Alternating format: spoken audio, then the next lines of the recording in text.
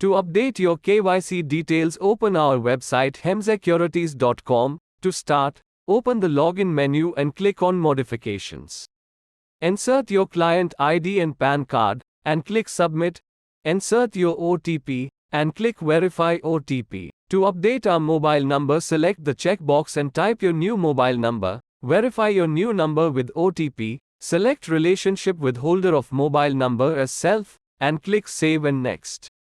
You can follow the same steps to update your email address. You can update your income proof, address details, or other KYC details from the list on the left menu. After saving all the details, click on Submit button to submit the form. A complete list of required documents for each section is written in the description. You can review your modification request in the PDF.